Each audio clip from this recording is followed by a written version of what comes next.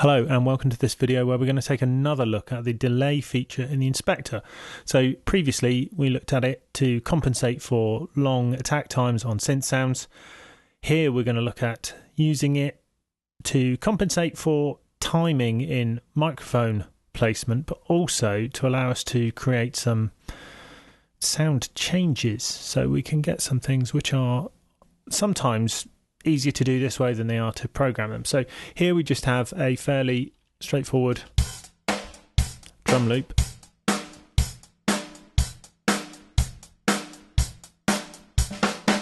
You may recognize it from the VCA fader video. We can see here it's been multiply mic'd, so we've got kick inside, outside, snare bottom and top, etc.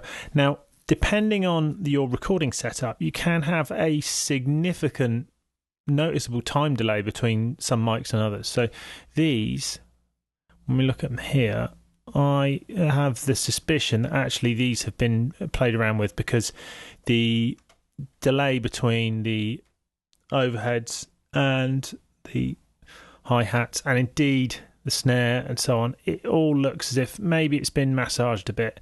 So we won't be using this to fix any issues, but what we can do is slide things around to hear how things would sound if you'd moved the mic. So we've got these room mics here, which if we just have a quick listen to them, fairly standard room mics. Now, when we play the whole kit together, we're just getting those sounding all together. Now, we can use these delays here to move things back in time or forward in time, as we'll see. Now, I totally get it. I'm sure there's going to be loads of comments, people going, well, you can just do that by moving it. Yeah, you can, but it's often easier to do this in the inspector in the same way you can adjust the volume of every part individually or whatever. But it's really easy to do this, and you can play around with different settings and know that you've got them absolutely right on the money. I think it really pays to do this way and learn the effect that you get and the boundaries where it goes from sounding a bit smeared to being two clearly audible different sounds. So let's just play around with the timing of this first mic here. So first things first, let's move it forward. So it's going to be a bit early. So if we move it by minus 15 milliseconds and listen to that. So you probably notice on the snare in particular, you can hear there's a little sort of pre-bit in there, and that's something which you hear a lot on a lot of dance music, so that snares do that kind of thing. And this is where it comes from. It's a bit of timing changing in there, where you're hearing one before a bit of a flam. If we put it back, in fact, what I'll do is I'll put it in while it's playing.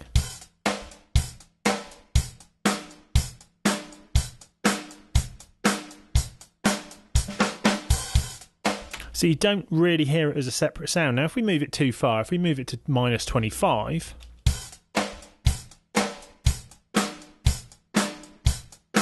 it's getting at the limit of it. Minus 35. Yeah, now it sounds out of time, okay?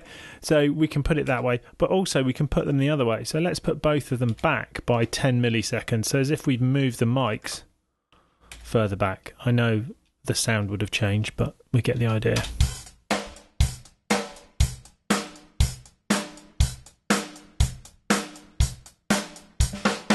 So you can play around with the timing of things like that. Now I'm just going to take them out of the equation. The hi-hat mic here.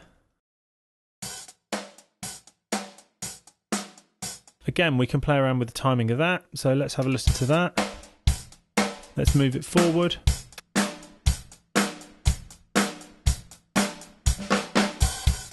Gives it a kind of slightly chorus phasing effect. Let's move it back.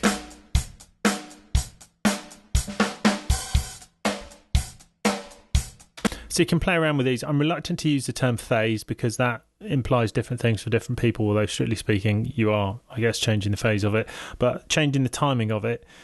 Doing this, say, if you've got a drum recording where you've got phasing issues and just flipping the phase, so in case you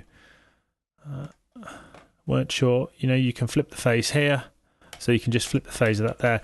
Now with multiple drum mics, everything effectively can phase cancel with everything else, and it's often the case that you can get something where it's negative. You can have, let's say, 2 bass drum mics. Individually they'll sound great, but when you put the 2 together they will phase in a negative way and cut all the bottom end, etc. But sometimes it works in a positive way. Let's just have a quick listen to these 2.